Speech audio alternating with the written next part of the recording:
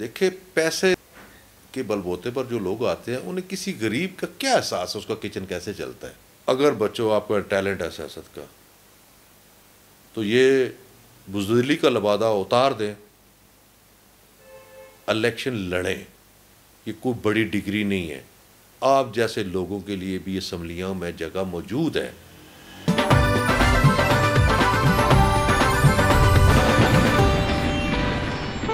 میں ہوں عبید قریشی، آپ دیکھ رہے ہیں ہمارا پروگرام نامی گرامی ود خبرنامہ۔ ہمارے ساتھ آج موجود ہیں سیاسی و سماجی شخصیت، یونین کونسل 77 شاہ فیصل کالونی راول پنڈی کے چیئرمین وقار ڈار صاحب۔ ہم وقار ڈار صاحب سے ان کے سیاسی کیریئر اور ان کے موجودہ سیاست کے حوالے سے ان سے پوچھتے ہیں۔ وقار ڈار صاحب، آپ کتنے عرصہ سے سیاست میں ہیں؟ آج مجھے 1989 سے کالج یونین کا الیکشن جیتا تھا میں، اور اس وقت سے لے کر ٹل نو میں سیاست کر رہا ہوں، جو تقریباً اس کو 30 سال پر محیط ہو چکی ہے۔ آپ اپنے حلقہ کے منتخب چیئرمین ہیں،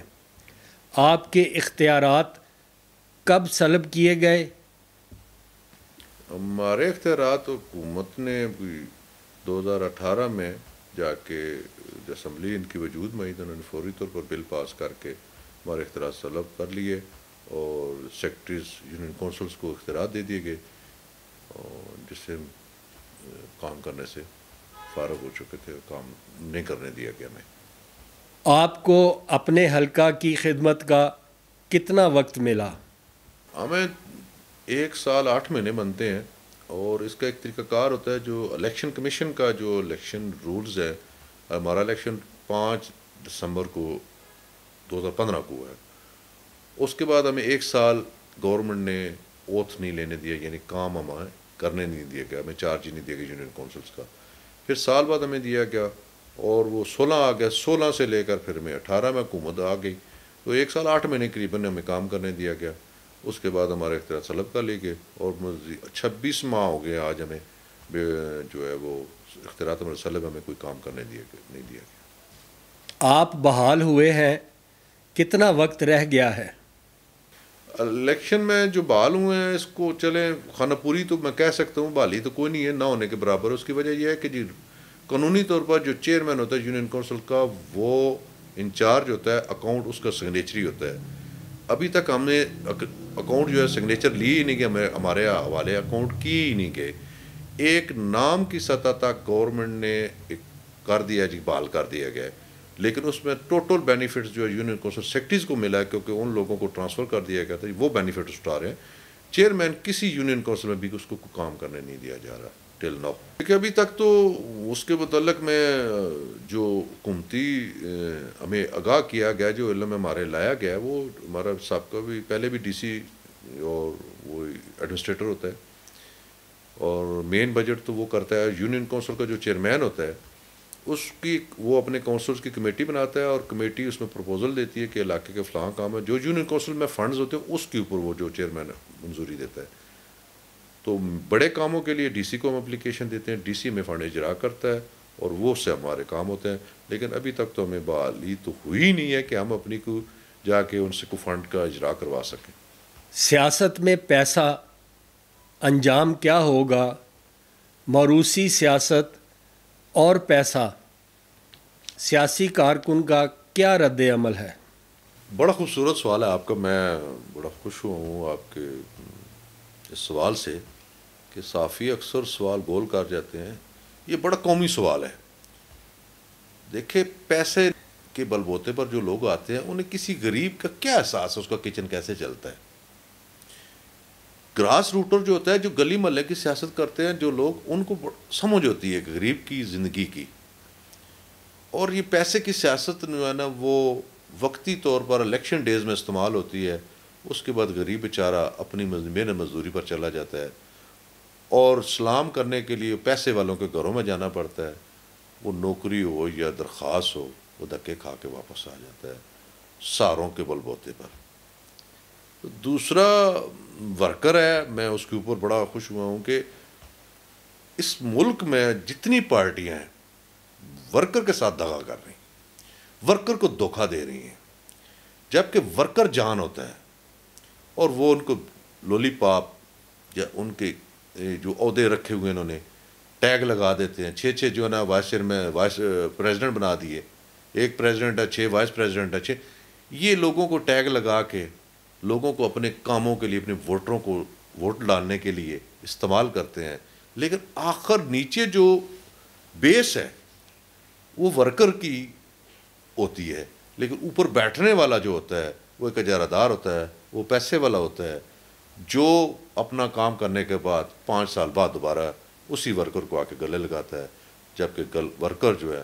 پہلے بھی اسی مشکلات میں ہے، جو اس کی کوئی حیثیت نہیں ہے، نہ اس کی وہ اپنی کوئی ایسا پلیٹ فارم ہے جس پر کہ اپنے قائدین کو، کسی بھی پارٹی کا کوئی قائد ہے، کہ اس کو آگاہ کر سکے میرے حلقے کا فلاں ایم پی ہے، میرے حلقے کا فلاں ایم این اے جو پارٹی ٹکٹ پر ہے اس کی یہ غلطیاں ہیں، ہم ورکر ہیں، ہم یہ چیز وہاں پہنچا رہے ہیں اور وہ ہماری بات وہاں تک نہیں سنی جا رہی، جس کی وجہ سے کر کے آج ورکر بھی مایوس ہو چکا ہے، اور آنے والا وقت صرف اور صرف ہمارے پاس غریبوں لوگوں کے لیے، عام آدمی کے لیے، سوائے نسل در نسل غلام رہنے کے علاوہ ان کے پاس کچھ نہیں بچے گا۔ آپ طلبہ سیاست سے نکل کر شہر کی سیاست میں داخل ہوئے، کیا آگے یہ سوچا جا سکتا ہے کہ آپ آزاد امیدوار کے طور پہ انتخاب لڑیں گے؟ جہاں تک تعلق ہے آزاد امیدوار کا، وہ قبل از وقت ہے، لیکن میرا آغاز جو ہے آزاد امیدوار کے طور پر ضرور ہے، اور الحمدللہ کافی کچھ پارٹیز نے رابطے بھی کیے ہوئے ہیں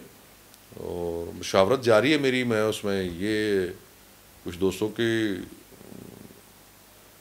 میں نے آج اعلان بھی کیا ہے کہ میں الیکشن لڑوں گا ایم این اے کا، تو اس میں فی الوقت تو میں اپنا کام شروع کر دیا، اس کے علاوہ جب میں اپنے میرے جو سپورٹر ہیں ان کے ساتھ میٹنگ کروں گا، ایک اس سے مشاورت کروں گا، جو میرے دوست احباب اور جو میرے سپورٹر ہیں ان کی جو رائے ہوگی کہ پارٹی ٹکٹ پر الیکشن لڑوں یا آزاد لڑوں، میں اس پر فیصلہ بعد میں کروں گا۔ نوجوانوں کو میرا یہی پیغام ہے، خدا کے لیے میرے ملک میں بڑے قابل بچے ہیں، ایم بی اے، انجینئر اور مزید جو آج کل نئی ڈگریاں آ چکی ہیں، سافٹ انجینئر بھی آگے، میں ضرور کہوں گا اگر بچوں آپ کا ٹیلنٹ ہے سیاست کا تو یہ بزدلی کا لبادہ اتار دیں، الیکشن لڑیں، یہ کوئی بڑی ڈگری نہیں ہے، آپ جیسے لوگوں کے لیے بھی اسمبلیوں میں جگہ موجود ہے، اور اگر آپ لوگ آگے نہیں آئیں گے، کاش کہ میرا بس چلے تو میں اس قوم کو شعور دوں کہ ایک حلقہ ایم این اے اگر ہو تو میں کہوں گا کہ اچھے پڑھے لکھے لوگ 1000 امیدوار کھڑا ہو، کمپٹیشن ہو، مقابلہ ہو،